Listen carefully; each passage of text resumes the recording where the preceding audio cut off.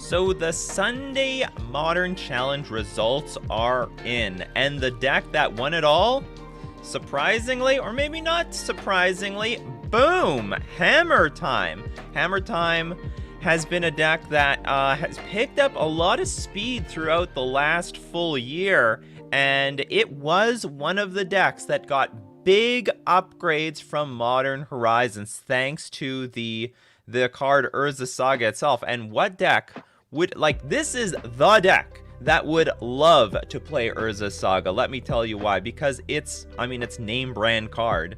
That's on brand with it. Where is it? Where is the Colossus Hammer?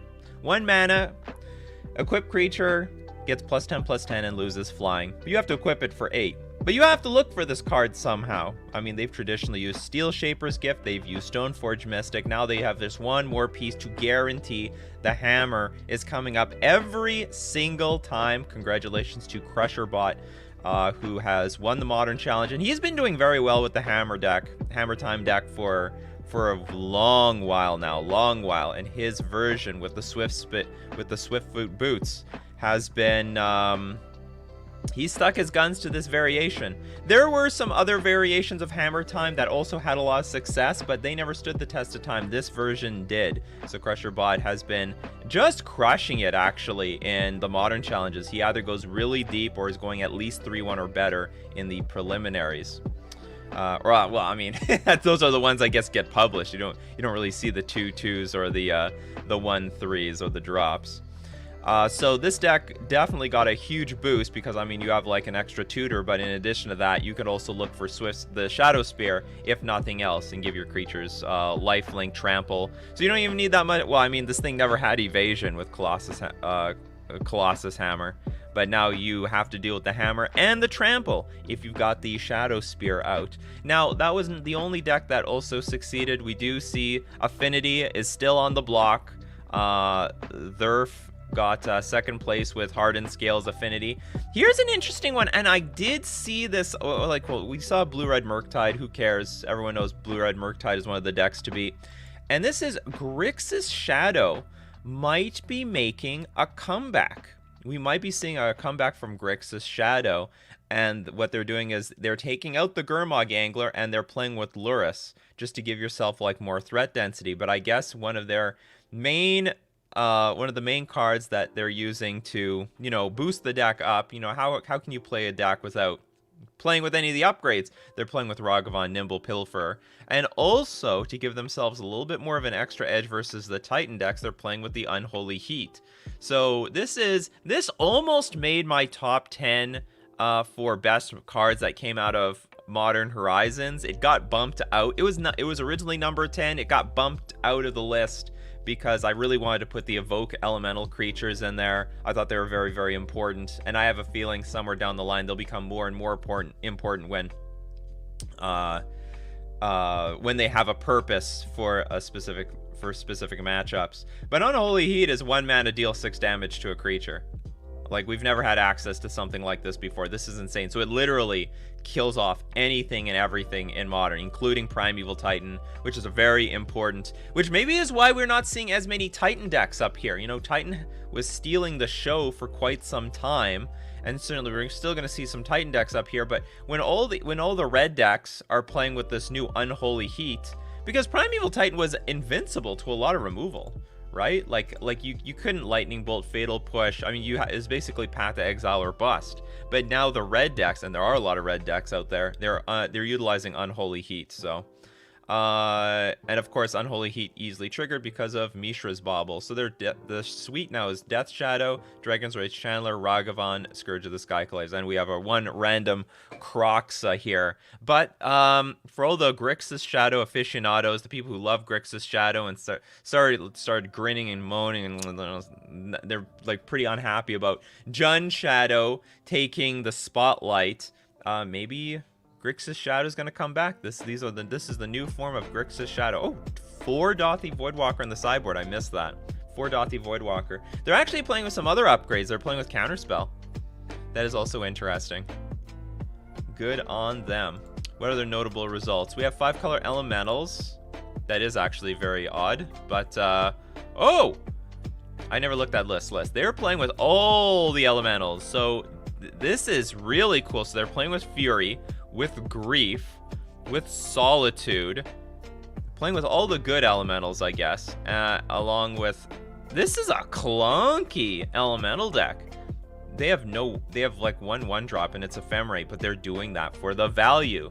This is very interesting. Look how clean this list is. 2 Chalice of the Void, 4 Foundation Breaker, another elemental, 4 Endurance. I'm surprised that's not in the main deck. 4 Fulminator Mage. This is a clean list.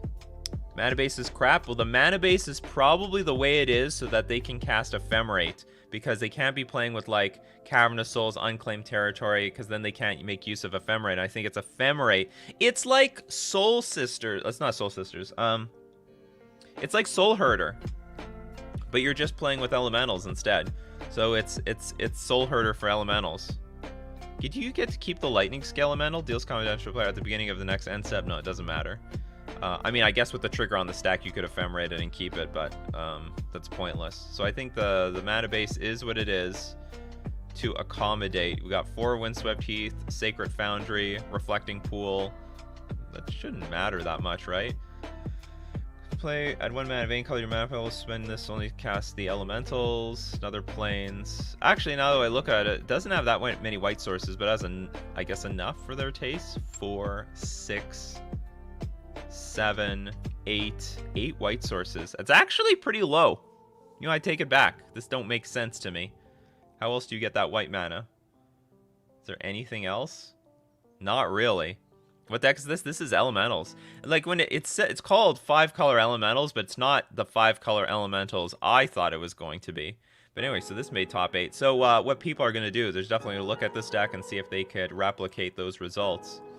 And we have another Hammer Time deck out here, and I think for the most part, everything else is relatively standard. Maybe the Abzan players, if you're a Black-Green X player, you got to be happy to see like Black-Green X. Super fair magic in the top 8 here. It's funny, playing Ignoble Hierarch, I mean, unless you have a red splash, I don't think you care all that much about this card.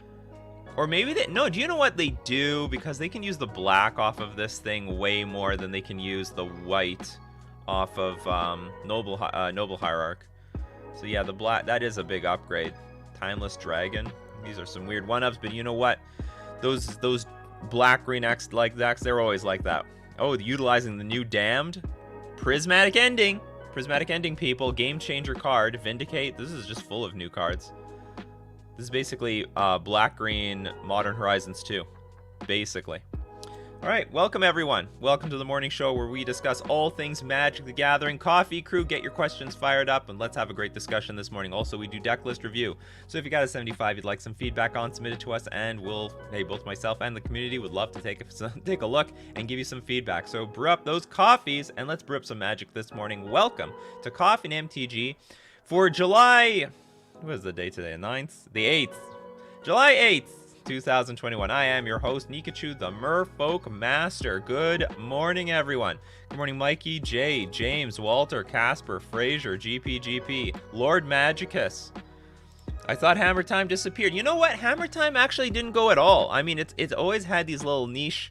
It had these little results here and there. It actually has just been holding its own. Good morning, Mauripe, MTG Ectoplasm, Thomas. Good morning, Adrian. Wet Willie, when is the next BNR announcement? Because I'm wondering how to invest in Modern Horizons 2 decks. Don't you know how this works? They'll let you know when they'll give us an announce. If anything's gonna get banned, it's gonna be on a Monday. And generally speaking, they give us an announcement that there will be a BNR announcement on a Monday, but there is no scheduled BNR announcements anymore. What is Sigarda's Aid? See if I can. Sigarda's Aid is this enchantment that says you can cast aura and equipment spells as though you had flash, and whenever an equipment enters the battlefield under your control, you may attach it to target creature you control. So what that means is when you play your Colossus Hammer, even for 1 mana, whoop, you just immediately equip it to something thanks to Sigarda's Aid. You don't have to pay the 8 mana. Who's gonna pay 8 mana in this economy, right? Who's gonna pay the 8 mana? All right, people. know what time it is? It's not Decklist review time. It's sponsor time. Deal of the week at FusionGamingOnline.com. Save up to 25% all booster packs. This is going to be exclusive to only the Canadians out there.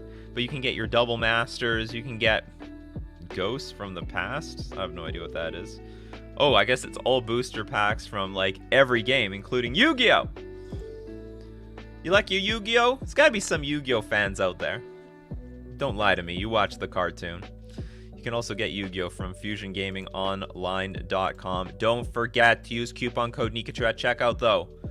It supports the channel. Also, it saves you money. Extra 5% off all your purchases. We're also going to thank Mana Traders, premier place to rent Magic cards online.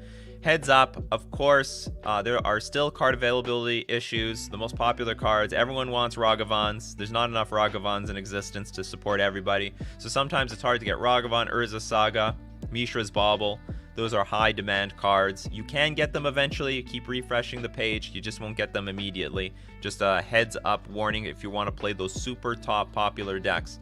But you can support the channel using my Mana Traders link in the description below, or save yourself 15% off your first 2 months if you use coupon code Nikachu. You got to get that value.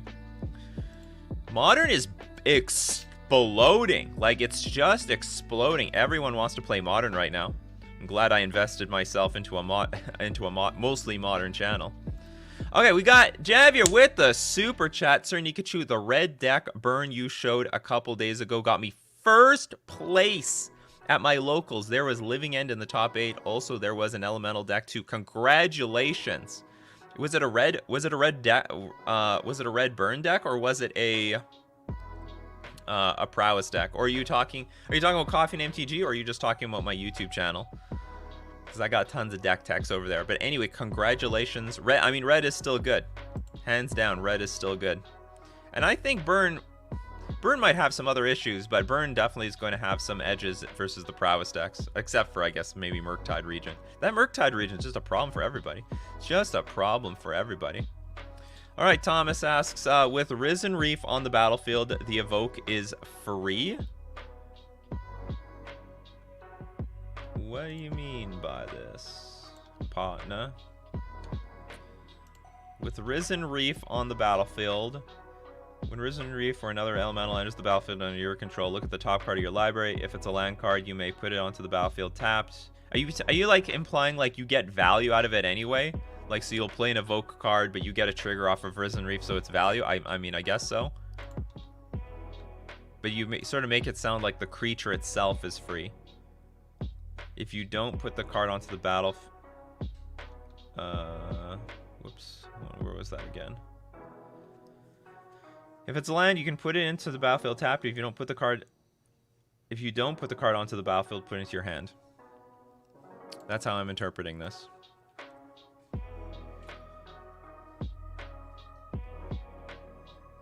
Anyway, you know the question. 3 question marks before the question, 3 question marks after the question helps me find your questions amongst all the comments. Or you can cheat with super chats, just like Javier did. See, donated $10 and his notification got pushed to the top of my feed.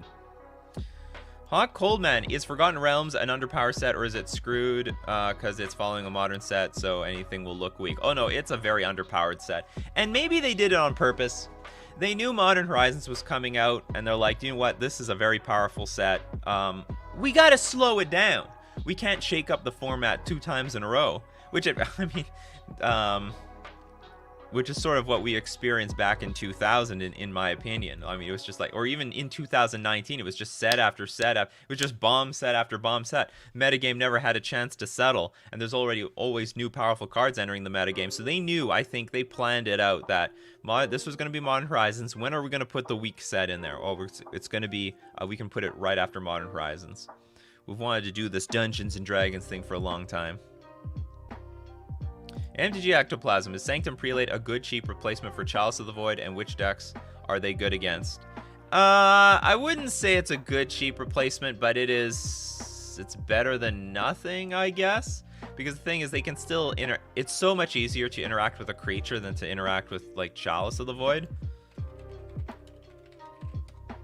But still, overall, you're gonna want this versus combo decks and prowess decks for the most part. Sanctum Prelate enters the battlefield. Choose a number. Non-creature spells with the converted mana cost equal to the chosen number can't be cast. So, like, say you name 0. Now all of a sudden people can't play Living End. They can't play that. I can't remember that card.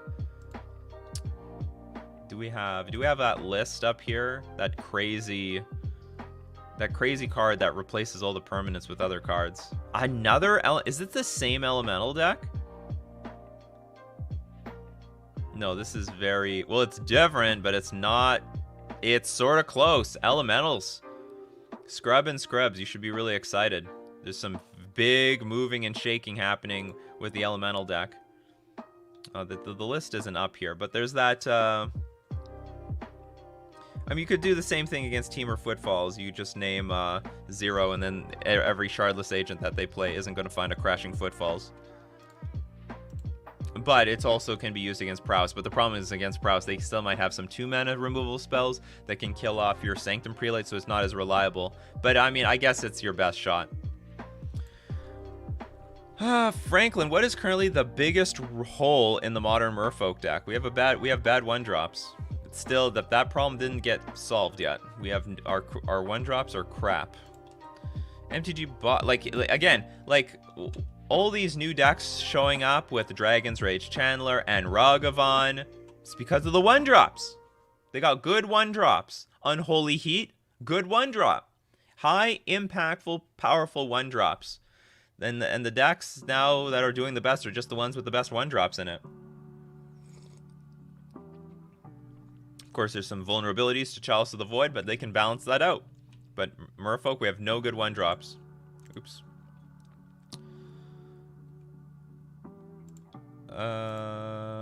MTG Box. Hi, Nikachu. I hope you are well. What do you think is the vulnerable card for a ban right now? Thanks for your answer. It could be anything.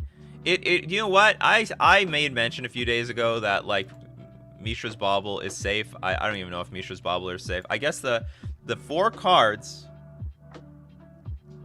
Definitely Mishra's Bauble has to be on the list now. I'm not saying, like, anything's in danger of getting banned, but let's say things get really bad and Wizards is going to look to ban some card. What are they going to look at? They're going to look at Mishra's Bauble. They're going to look at Ragavan. They'll probably not do anything about this card for a while because, like, you know, it's a flagship card. It's been out for like just a month and it's not complete. This might be like the next Uro. It could be the next Uro where we're going to just live with it for a year. Like, it's not oppressive is what I want to say. It's a really good card, but it's not oppressive. And maybe in the long run, it's going to be a fine piece in Modern. Urza Saga is definitely going to be Uro. They're not going to ban this card immediately. They're going to let us play with this for a while. Maybe it's going to turn out to be fair. Maybe it's going to turn out to be fair. Who knows? I think Dragon Rage Channeler is going to be fine. I think if you take out Mishra's Bauble, Dragon's Rage Channeler gets a really clunky really fast. In my opinion, you take out Mishra's Bauble, Dragon Rage Channeler gets really clunky super fast. And then the last card, Azmarano. Like, for example, I think the food decks are being suppressed because these bigger blue-red decks are taking over. This is actually quite a diverse top 8. I would have to ask Doomwake, what's up with the food decks? Where did the food decks go? There's not even a single food deck here. It's just gone. It's like it died instantly. But I think the blue-red decks have some sort of say over whether this food deck exists. Oops. So, but I think if you cut out the really problematic cards in the metagame, then Azmarano gets really strong once again. Could Primeval Titan be banned and Summerbloom come back instead of touching Urza Saga? I don't think they'll do that for Urza Saga. They're not going to protect Urza Saga like that, in my opinion. Like, if they ban... How do I put it? They're only going to ban Primeval Titan if Primeval Titan is legitimately a big problem. Pierce, if you had to guess the first card to be banned from Modern Horizons 2, what's your pick? Mine would be Mishra's Bauble, Oval, Daredevil, Metamorphose. Oh, I forgot about the Oval Chase Daredevil, but the food deck isn't taking over anymore. The food deck isn't taking over anymore. They might take Manamorphose. It's not, I mean, but I don't even know if the Prowess deck is taking over anymore. Like, you look at the does the Murktide deck play Manamorphose? Like, the Murktide deck doesn't even play Manamorphose. So here's the Murktide deck. You would think that they'd want it, but they don't. Because it's just important to play impactful spells instead of dirtling around. They're not playing with Prowess creatures. So it's hard to say. I don't know what is my choice. I don't like to answer these questions because I do think my voice has weight over what gets banned. Because if I start announcing, all right, we're banning this card, everyone get on board, 6 months later it's gone. 6 months later, you better believe it is gone. Moku! What do you think of Oswald Fiddlebender? Like, do you think it could spawn an artifact pod deck alongside Emery or so? I think I remember this card. If I also remember, it's garbage. Oh yeah, it's too vulnerable. It's a 2-mana pod. I mean, it's a powerful effect, but it's still in a creature. Sacrifice an artifact, and it's also way harder to use because you have to sack an artifact to look for an artifact. And so basically you're playing either a creature in like a deck loaded with artifacts, or you're playing like a mix, and it's just really awkward. It could probably see play. It's a powerful effect. I really don't want to say it's crap. It's a powerful effect, but it would have the fact that it has summoning sickness is a big deal. You have to wait a turn, so your opponent has a lot of time to interact with it before you get to get any value. Jose, thoughts on Blue-White Merfolk to tax opponent's mana and then remove a heavy meta and run Prismatic Ending Portable Hole against those Dragon Rage, Channeler, and Ragavans? I don't believe in I highly don't believe in Unsettled Mariner anymore. I think this is an unplayable card. It is just so hit and miss that it's just not consistent enough. When it works, it's great. When it doesn't, it's useless. But I do like the idea of Prismatic Ending. Prismatic Ending works so well with Chalice of the Void. Great card. Prismatic Ending is a great addition to Merfolk, so I probably should be playing some Blue-White Merfolk sometime. LK, good morning to you. Good night to me. What coffee do you sip? I do not mention the coffee that I have on stream anymore because I promoted the coffee brand for like 2 months straight. Then I asked for sponsorship. Then they gave me nothing. So anyway, their loss. My sponsors can confirm that they are very happy with what I'm doing. But you can ask chat. The OGs in chat, they'll know exactly what I drink and how I drink it. The OGs know.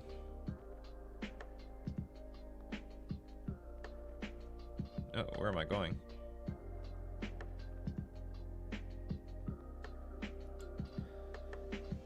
Isn't Forgotten Realms just a fancy up core set? Well, it's core sets can still be relatively powerful. But this is just a bunch of weak cards. Like, it's just mostly draft garbage. Thomas Penny, Nikachu and Fishfam, what are your thoughts on Ragavan being the new power level in Modern? I'm afraid that if it is institutionalized, all cards will be created at this new power level. Do we want this? I don't think it's going to be institutionalized. I think we know what is powerful enough for Modern. The Modern is not going to be built around this card. Modern is going to be built around the power level of the other average cards. So if Ragavan's too strong, off with that monkey's head. Off with the monkey's head. Don't tell PETA. Mareep, AFR is kind of meant for limited standards, so got to keep that fire R&D tone down a little if possible. That's true. But that also means, like, well, will it see play in standard? Like, the standard sets are also really powerful. I don't even know if it can break standard.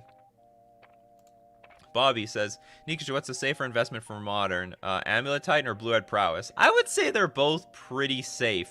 But if you wanted super safe, I would say Blue-Red Prowess. Like, okay, so here, I will say this. Okay, Prowess is more safe. I'll tell you why. Something will get banned from Amulet. Like, perpetually. Like, I would say at least, once every 2 years, a card from Amulet will get banned. I can promise you that almost. I can almost promise you that. From Blue-Red Prowess, maybe something gets banned, but there's a lot of substitutes. Like, if they ban Manamorphose, it's not the end of the world. You can just play some other random card or spell. But if you get... And they're not going to ban any of the Prowess creatures. But from Amulet Titan, they could ban Dryad of the Elysian Grove. They could ban Valakut. Now, I do want to say, like, the deck will still stand on its own 2 feet. But it's way more likely to get hit by a banning than by Prowess.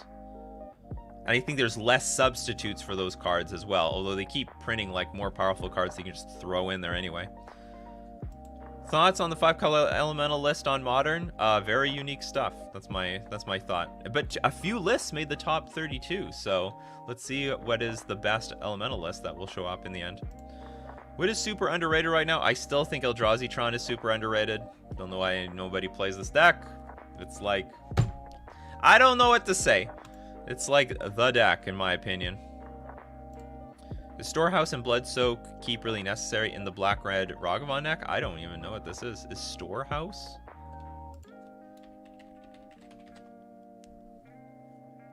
Oh, the lands. Oh, you don't want to buy the lands. Is it necessary? Oh, sorry, like, do you need these cards to play the deck? No. Does it make the deck better? Yes. So if you don't play with them, technically you're playing with a worse version of the deck, technically. But like, you can get, if you don't play with if you play a swamp in replacement, you're not really going to notice all that much. It's just it's a tiny edge. I'm sure it's an edge that matters though. Actually, you know, this might not be a tiny edge. Like, giving your creature fear is pretty big, especially when it comes to things like Ragavan.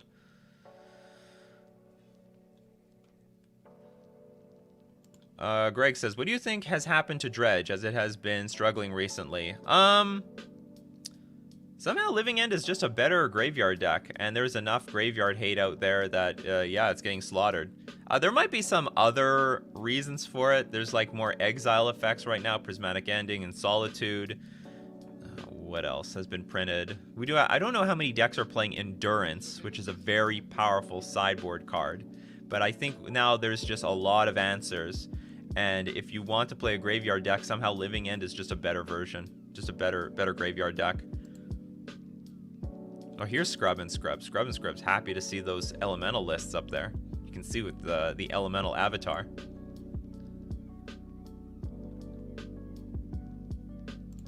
I'm surprised E-Tron is popping off right now. 75% of the top 8 is weak to Child. I know! Like, that's what I said. Like, everyone asked me, what's the most underrated deck? It's E-Tron. No one wants to play E-Tron. No one wants to buy into this thing. Why buy into the old hotness when you can buy into new hotness? There's so many new hotness cards. Oh, the Horde of Notions. That was a stupid card I couldn't remember earlier. Why is Thought Monitor so cheap? Well, it's still a little bit of an narrow card. Buy up your Thought Monitors. That is pretty cheap. Maybe people are cracking Modern Horizons like crazy. What is a Svialoon? It's still like mythic priced, I would say. Nothing crazy, but not too cheap. Was Tide Shaper not a good 1-drop? It's a good 2-drop that has the option to be played as a 1-drop, but it's not a good 1-drop. Just put it that way. Because you play it, you really want it for its kicker. So it's really a good 2-drop that has the option to be played as a Merfolk of the Pearl Trident. Where can I find lists for this Modern Challenge? I found them at the Modern Magic Reddit. Sorry, yeah, Modern Magic. So it's just called just Google Modern Magic Reddit, and they have a post at the top that's pinned, and then you can find all the deck lists. If there's no obvious culprit, would that insinuate that nothing is in ban danger yet? Yes, I would say nothing is in ban danger yet. And a healthy thing for the Modern metagame right now is the metagame keeps changing. Like, it looks like it's even changing again. It looks like it's changing again. That we had, like, tons of food decks, then a bit of Murktide decks. Now there was a lot of Murktide decks. Now we're seeing less Murktide decks, and we're seeing, like, 5-color humans, 5-color elementals. Like, we're seeing so much stuff. Oh, so we do have one food deck here. They're going back to black-green. They're going back to black-green. The old hotness. Ad nauseum. Duncan knew something. I think Mash Malovsky also loves their ad nauseum as well. Pro player. One Bantu's last right. Ooh, the echoing truth. Not listening to Duncan, but you know what? Some people, they need that security blanket. They need the security blanket. Reminds me when I played Merfolk and I did not want to play with... like, if I can, I don't actually want any spells in my sideboard for, like, ensnaring bridge situations. Because if it just happens, it happens. Whatever. It's just rare enough that I don't care anymore. So I try not to play with Echoing Truth or Brazen Bar or anything like that. Is it better today to run Prismatic Ending in the main board and run a Foul in sideboard and then Path main board? I don't know about run a Foul. I can tell you, like, the control decks. What is this? Rouse the... No, I don't know what run a Foul is. But I'm seeing control decks play both Prismatic Ending and Path Exile in the main deck. They are running them both.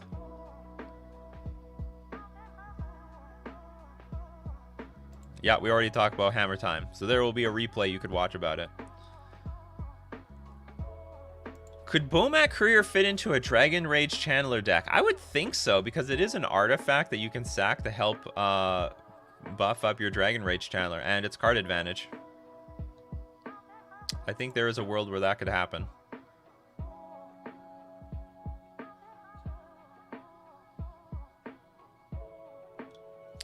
Mauricio, hey Nikachu, went 4-0 yesterday with Jund, Death Shadow with Unholy, Heat, and Void Mirror. 2 Cascade, 3-1. They seem even more powerful than Saga or Monkey decks. What are your thoughts on Cascade? Well, I mean, they're more outright powerful, but of course they're more vulnerable. Just like you said, you know, one Void, you know, you play a Void Mirror, boom, that deck is over. So, I mean, the point of those Cascade decks is they're trying to do something super big over the top, whether it's with whether it's Living End or, oh god, what was that? What was that stupid card? I can never remember the name of this card. I'm gonna look up. Was it Red Suspend Modern Horizons? I gotta remember this card. Glimpse of Tomorrow. So like every Cascade deck is trying to go way over the top with something super powerful. But of course they're very vulnerable. Chalice on 0. Chalice of the Void going up in price. If you bought your Chalice of the Voids during the dip, congrats. Oh, actually, it's not going up in price. Okay, screw everything I just said. It's still flat in paper, but it is going up in price online. Let's go to MTG Goldfish, Chalice of the Void. Let's just look at a random one. Let's look at a classic Mirrodin. You got history. See, like the Chalice of the Void, since last month, went from 6 ticks all the way up to 14.5 ticks. Big deal, because now any deck just wants it as a sort of Void Mirror with upside, because for the most part people are just playing Void Mirror now for the Cascade spells, but you can just play Chalice on 0 and it costs nothing. I mean, it's 0 mana Void Mirror, right? The zero mana Void Mirror. Oops. Yeah, Glimpse of Tomorrow. So we've got Chalice of the Void moving up in price. Flat on paper. I think that's an indication. Maybe people like this is a very strong card. I've never seen Chalice have such a long drought of doing nothing. Is this the same with all the other Chalice of the Voids? That address wasn't recognized. Where are the other Chalices? Let's look at a Masters 25 Chalice. Yeah, also flat. Just super flat. Interesting. What about Void Mirror's interaction with cards coming off Suspend? But the thing, what are the most important Suspend cards? It's just Living End at 0 mana. Glimpse of Tomorrow, 0 mana. That's the point. That is the point. There's not many Suspend cards. Like, what do you want to counter Rift Bolt or something? You're going to counter Rift Bolt? You're going to bring in Void Mirror for the burn matchup? You're not going to do that. You ain't going to do that. Jarl asks, standard sets are too damn weak since Kaldheim? I don't know about that. Mikey J, no one believes Forgotten Realms can swim with the sharks and Eldraine. Well, we'll see what happens. We'll see what happens. You never know, but it looks like a really watered down set.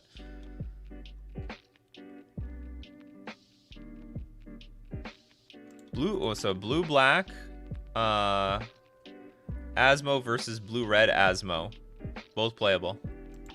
Oh no, you know what? Actually, the last time the deck evolved to play both colors, they went full Grixis, and probably it was because, you know, what is the difference between one of the two? Why don't we just jam them both together? And it wasn't too hard.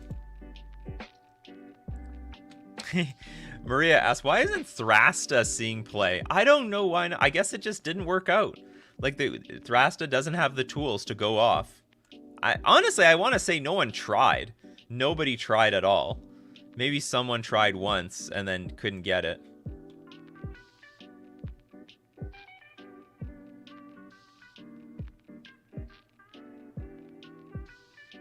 Jarl asks, can I play Jeskai Control without Stoneforge Mystic and Batterskull? Stoneforge Mystic is just way too effing expensive. Yes. Yes, you can. I would also follow Aspiring Spike for any of his latest Jeskai Control lists. But he's huge. He's probably the best Jeskai Control player in the world at the moment. What are my thoughts on Lantern? Unplayable, thank God. Lantern is not a very good deck. The power to Lantern was Mox Opal. Like, that was the soul of the deck. It's very important. Sam Black had an article. Like, that's what inspired me, actually, to... That's what made me realize that Mox Opal needed to be banned in Modern. Sam Black had this article saying, like, Lantern is the best... Like, it was something to the effect of, like, you know, Lantern is the best deck. It is a problem for Modern, even though no one played it. But that the soul of the deck was Mox Opal. Without Mox Opal, you can't empty your hand fast. Without Mox Opal, you can't get Ensnaring Bridge on the battlefield within a reasonable amount of time, and then empty your hand to, you know, enable it. And if Lantern can't do that, then Lantern can't defend its ass versus, like, the entire metagame. So that was the deal. You need to get Snaring Bridge online really quickly, and you need to empty your hand. That was only possible with Mox Opal, and you can't do that with anything else. So, Lantern is now just a turn too slow versus everything to stabilize. Thoughts on 5-color humans right now? Very playable and very good. A lot of combo decks. More combo, more good for the humans player. Where is Healing Company in this meta? I would think it's a two combo is still well positioned. Is it because it's tedious, not fun? Magic getting online doesn't support infinite combos. You know what? It's getting its ass kicked by the red blue. Sorry, the Izzet decks. But also, I think their combo doesn't work anymore because now you've got decks like Hammer Time playing with Inkmoth Nexus. It's Hammer Time, it's Hardened Scales Affinity, it's Affinity. There's enough of these Inkmoth Nexus decks out there that if you gain infinite life, you don't win the game. You don't win the game anymore. Because they can win with Infect. They just randomly win with an Infector. So that was these, and like Urza Saga pushed the playability of these Inkmoth Nexus decks, basically. I think that's a big piece. I think the amount of removal in the format now in the Izzet decks are also a big piece. Yeah, but they're gone. They're just wiped clean. I'm impressed too. Callan, why isn't Classic Affinity being played? It's been really pushed with Urza Saga and Thought Monitor. I don't know. It's underrated. It's underrated in my opinion. It's being played, but it's just not being successful at the top level. As well, here's the deal. Hammer Time is Affinity. It's what it is. Like, what is Affinity? It's about, like, a bunch of artifacts spewed on the board, and then you, like, well, some of the victories from Classic Affinity were putting artifacts on the board and you attach a cranial plating to it. Well, in this case, you're playing Memnite Ornithopter, you're attaching a Colossus Hammer. It looks really weird, but it has very similar properties to the Classic Affinity. So if you're playing Classic Affinity, you're really competing with Hammer Time as an archetype. And Hammer Time is just winning. So if Hammer Time is winning, people prefer to play this. I think Hardened Scales is its own breed of deck that it can hold its own. Maybe Classic Affinity just needs one extra card that it can like hold its own by itself. But as it stands, Hammer Time is just a better Affinity deck because it has like 12 copies of Cranial Plating, right? This is a Cranial Plating. This is a Cranial Plating. Or sorry, it has 16 copies. This is a Cranial Plating, and this is a Cranial Plating. It has 16 copies of Cranial Plating. Wouldn't you want 16 copies of Cranial Plating? Who doesn't want 16 copies of Cranial Plating? Everyone wants Cranial Plating. Where's Burn? I don't know, but I gotta say, hey, maybe everyone's gonna get a little excited over this. We're gonna have a special guest tomorrow, and they play Burn. And they haven't been on the channel in a long time, but he's gonna return. He's returning. Just a little sneak peek. What's in store for tomorrow? Tomorrow's Coffee and MTG. Just a little sneak peek. Little sneak peek. What's happening? And I don't even know if he knows what's going on with Burn right now. We're gonna find out. We're gonna find out. How's Bread Storm doing? How is it Storm in the US right now, or is Magic the Gathering Online is worldwide? Storm isn't doing very well though. What can I tell you? I don't know why it's not doing well, but it's not doing well. It doesn't have the results it should have. At least in the modern challenges, in the leagues, it's doing fine, or it's doing okay. Pierce says, the reason I ask about bans personally is because I want to buy into a bunch of different decks, but I don't want them banned out. Yeah, so some decks, there's some decks, they hinge on a certain card, particularly combo decks are the most vulnerable. So you look at something like Ad Nauseam, they lost Simian Spirit Guide and basically the deck disappeared for quite a while. Whereas there's some decks like Prowess, if you ban any particular card, there's going to be a replacement to it. I mean, you ban Monastery Swift Spirit, you can just play Dragon's Rage Chandler or something, you know what I mean? Or even Ragavan.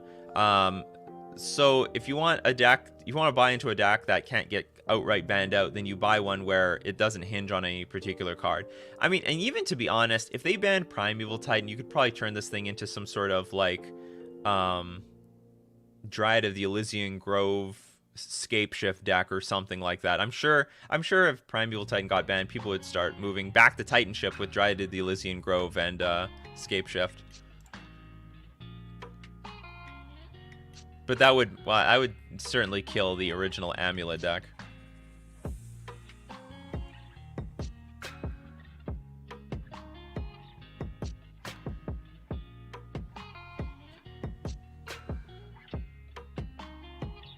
Chalices will drop after Ragavan gets a ban. Chalice isn't getting more played because of Ragavan. Chalice is getting played because of, like, Prowess decks are playing Chalice. Do you think the Prowess deck wants to play Chalice on one? Do you? No, they don't. They're playing it for the Cascade decks. Because it's hard to hold up mana versus them. You don't always have a counterspell, but you just play this Chalice on 0 and then you just put your brain to sleep. You don't have to worry about their crap anymore. So it's really the Chalice on 0. That's the threat. What personal MTG rules do you have for yourself? I don't know exactly what this means, but so I'm a person who does play pretty close to the rules. The rules are the rules, no matter what. But I can make an exception if I understand if I know perfectly clear what your intention was. So if you go like, oh man, what is a good example of this? Let's say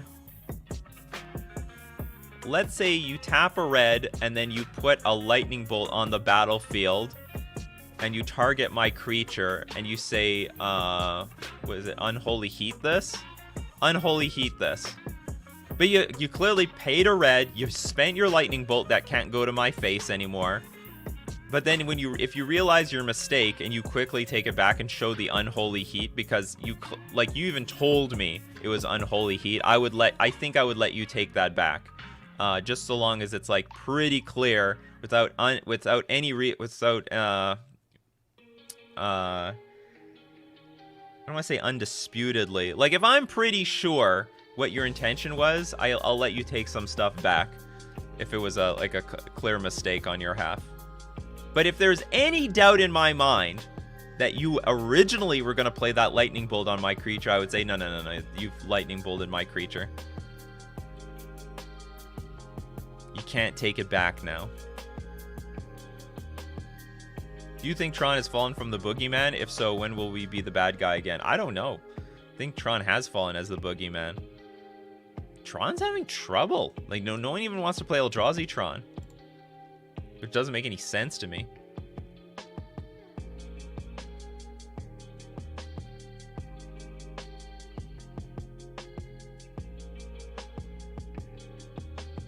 What do people have as rules for themselves? Don't arrange your hand?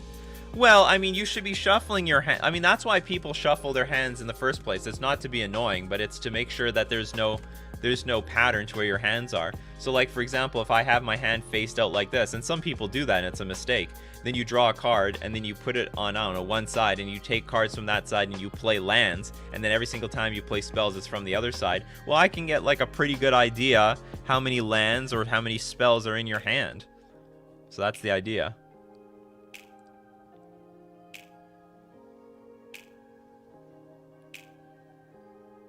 What does the new boogeyman? I thought it was going to be food, but it's not food anymore. New boogeyman is just like, it's blue-red decks again. It's damn blue-red decks. Can you make a full episode of just Decklist review? Absolutely fucking not. Especially since people usually leave around Decklist review. And I guess now it is time for them to leave. Because it's Decklist review time. But stay for the music. People do love to stay for the music. All right, so if you want to submit a deck for Decklist review, go into my description. In my description, there's a link to my Discord. Join my Discord. Then there is a channel called Decklist Review. If you followed the rabbit hole this far, you now enter the command !review deck space, give the URL to your deck list, and you'll be eligible at random for Decklist review. Banjo-Kazooie gets me pumped. Sure. Is this on random? Good. All right, let's get to some deck lists. Gravecrawler, congratulations. This better be a zombie deck. Spirit? No. Golgari Karth? I don't even know what that is.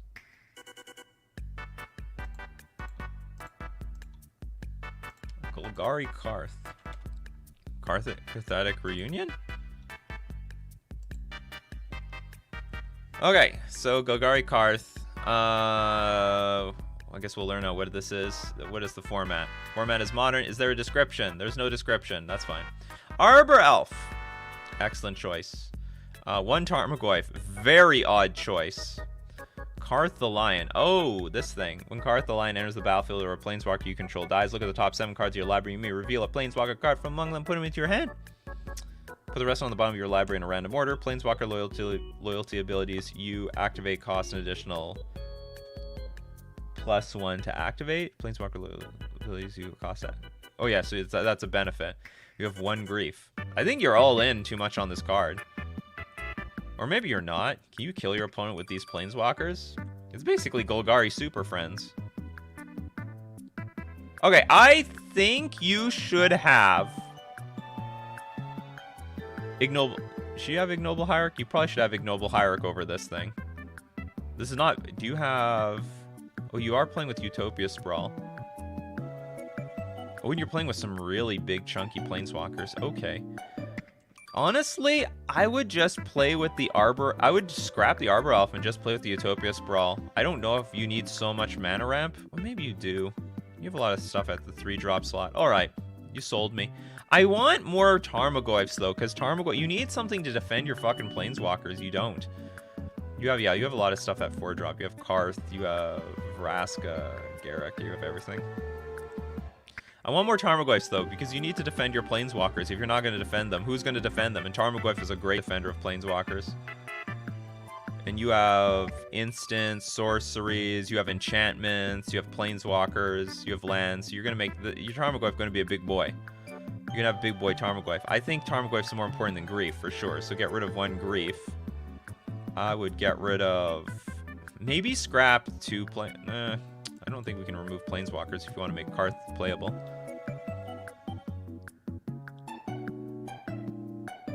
How do we submit a deck? You go into the description, join Discord, enter Discord, use the command as you see below. Curve is too high for this meta? Well, we do have other things to do on earlier turns. I'm a little concerned about what you do on turn 2. Like, there isn't a whole... So let's see. Turn 1, we've got Arbor Elves, Failed Pushes, Inquisitions, and Utopia Sprawls. That's okay. Yeah, we're definitely gonna... I guess... Okay. Like, I don't know what... The problem is, I don't know what the math is. Like, what's the minimum number of Planeswalkers we need to have in our deck for Karth to get online? And here's an... Maybe we get rid of a Grist? Because you can't immediately use Grist's -2 anyway. But maybe I'm wrong. Maybe this is the card that we want. Also makes creatures. I'd also prefer there's like more heavy-hitting Planeswalkers here, but maybe this is okay.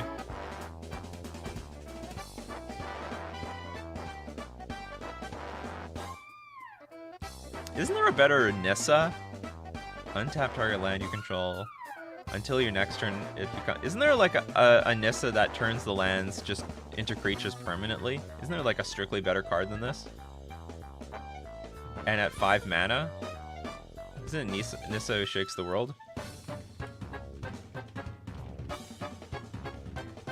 And it adds mana? Yeah, it's 5 mana, 5 loyalty. Whenever you tap a force for mana, add additional mana. This is fucking busted.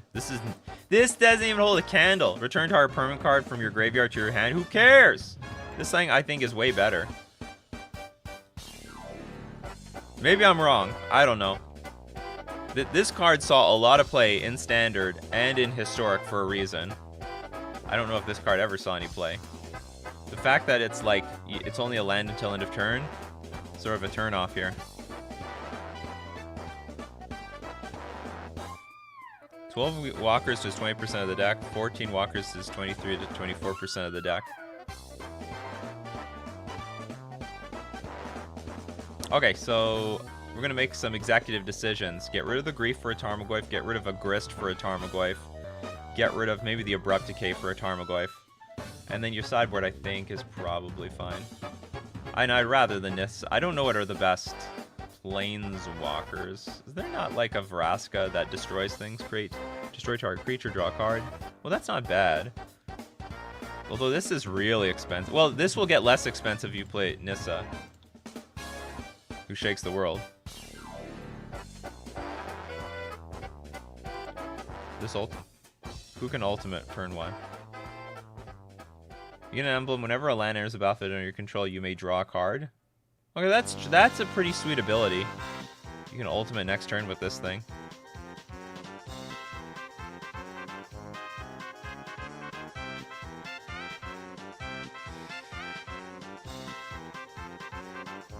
My problem is I don't know what are the best Planeswalkers. Liliana Last Hope is a little poopy. Like, Liliana is not... This Liliana is not that good in this deck because you don't have that many creatures.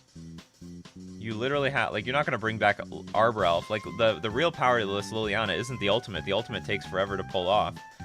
The real power... Well, I mean, sniping off 1 toughness creatures is nice, which there are very few of in the metagame, by the way. But the -2 is the good one. So Liliana Last Hope is not very impressive at all. But I don't know what else there is to throw in here. So yeah, one less Abrupt Decay, 1 less Grief for Tarmogoyf, because you got to protect these Planeswalkers.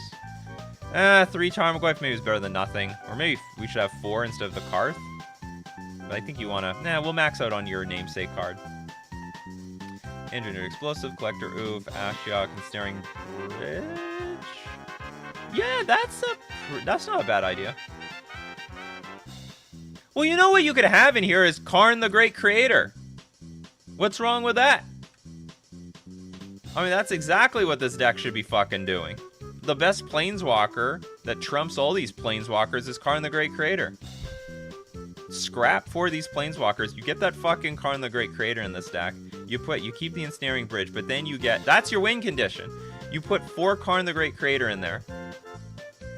I mean, it's better than all of these. There's nothing holds a candle to Karn the Great Creator. And then you can put, you don't even need to have that many artifacts in your sideboard. You can have the Ensnaring Bridge. You, of course, have the Liquid Metal Coating. You can have Engineered Explosives and maybe one other thing. You just play all your regular cards. I was just wondering, like, I was going back to my Jund days when I played Jund with Karn the Great Creator. We had so many games where we just played Jund and they just snap conceded. Or sorry, we played Karn the Great Creator, we grabbed Liquid Metal Coating, and then they conceded.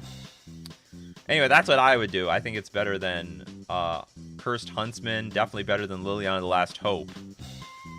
It is pushing your curve up again, though. I don't know if Garruk Wildspeaker is that great. Vraska is good. I like this one. You may sacrifice another permanent. If you do, gain a life, draw a card, and you can destroy permanents. I like this Vraska Golgari Queen. Anyway, that's my feedback. Good luck with it. Good luck with the deck. Next deck, Kararak. Congratulations, you're the next contestant on Decklist Review. Whoa, look at this. This deck, I'm looking at the prices. It's under 150 ticks online, but it's over $1,000 on paper.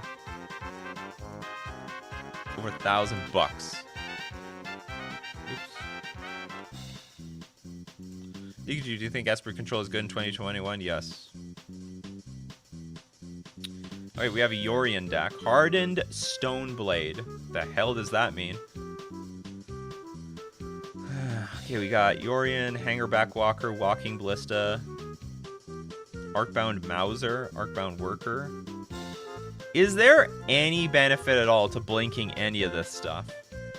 Like anything at all? Oh, so you blink, it moves off the battlefield with all the counters, and then it comes back? I think that's the deal. But that's not great value. You still have Ephemerate. Like, I don't understand. Does this work? Ephemerate Stoneforge Mystic. Ephemerate any of this other stuff is not great, though. Like, you don't want to Ephemerate your Walking Blister or your Hangback Walker to just die. Search your library for a creature card, reveal it, put it into your hand. That's fine.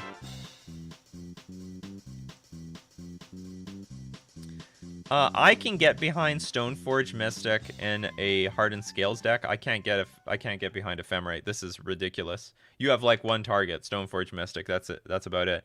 I would probably just cut the Yorion. I would cut Yorion. I'd make it a smaller deck. You just put Stoneforge Mystic in a Hardened Scales deck. I could get behind that. I could get behind that. Why not? You have basically a Selesnya deck, right? But even then, okay, let's say you just want to keep it as it is. You just play Yorion as a random value card. It's still dump Ephemerate. Like, it just has no business in this deck. You don't get any value off of any of this stuff. But you can combine Hardened Scales with Stoneforge Mystic if you'd really like. You're playing with Cauldron Complete, Batterskull. Sure. We got Grafdigger's Cage. So what are we replacing Ephemerate with? Maybe Prismatic Ending.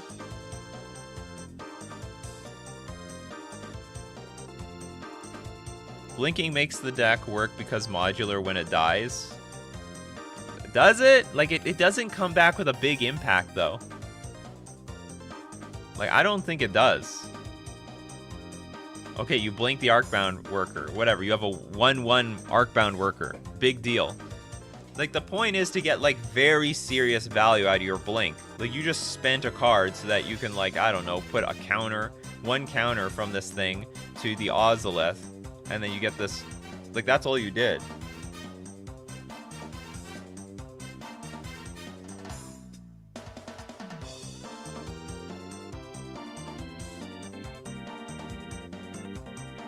Snakeskin Veils?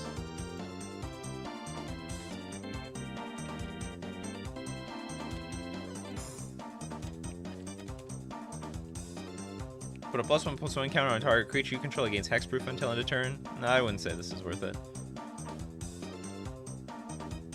Does my deck get reviewed if I send it now? Yes, I clear the queue. I won't be reviewing any more decks today, but I will be reviewing decks tomorrow. So it's good until the end of Friday. After Friday, I clear the queue and you have to resubmit it. I should actually clarify that with people. Yeah, you only have to submit it basically once a week, but ideally do it after Friday. Ooh, is there a Hardened Scales to Selesnya Elf? What is it? Does anyone know a Hardened Scale? I'm not familiar with a Hardened Scales Selesnya Elf.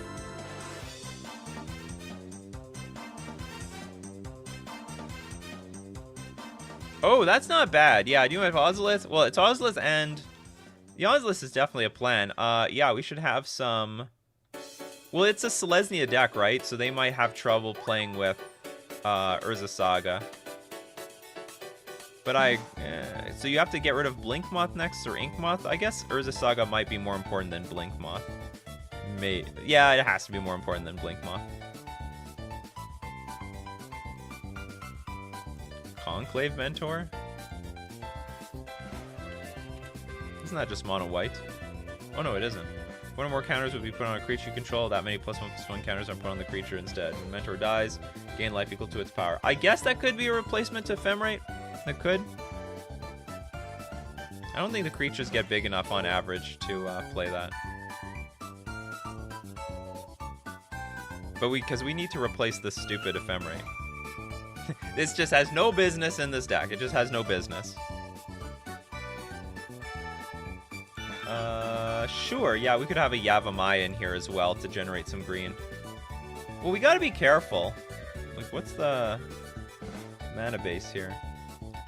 For Windswept Teeth to Temple Garden. I'm not sure what to remove if we play Yavimaya, because this is a 80-card deck. If there are artifacts, why not Thought Monitor? Because that requires blue mana. This is a Selesnya deck. You're welcome, Ellie. You're welcome.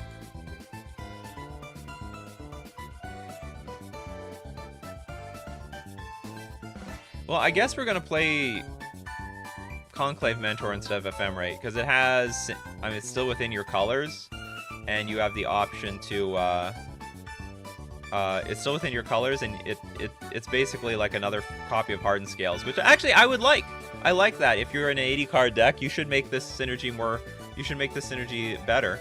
And one thing I also don't mind in this deck is the Aladdin Reese Call. I hope you have enough mana for this deck, but I like the Aladdin Reese Call, so you can go grab Walking Ballista or Hanging-Back Walker or Arcbound Ravager, you know, the key pieces of your deck when you need to go off. So, I mean, I think Aladdin Reese Call is going to generate some form of consistency for this deck.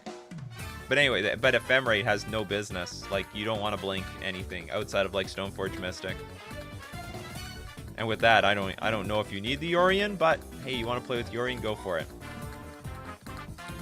Alright, so that's going to be it for Coffee and MTG today. Thank you very much, everyone, for showing up. If you want to check out the replay, Nikachu MTG Streams is the alternate YouTube channel I have for all your replay needs. Check out the replays to Coffee and MTG and all my streams. If I didn't get to your comments, questions, or deck list, hey, we do this Monday to Friday, 9 o'clock a.m. Central Standard Time. If you would love to support the channel, because a lot of you do. But if you haven't, you can always do so at twitch.tv/Nikachu MTG. Drop a sub down there. You could become a patron at patreon.com/Nikachu MTG, or you can hit the join button on YouTube. It should be here, somewhere near the subscribe button. But thank you, everyone, for showing up, being a part of this daily Coffee and MTG show, because I'm going to remind you all, without all you guys, this show is nothing. I am nothing without all of you.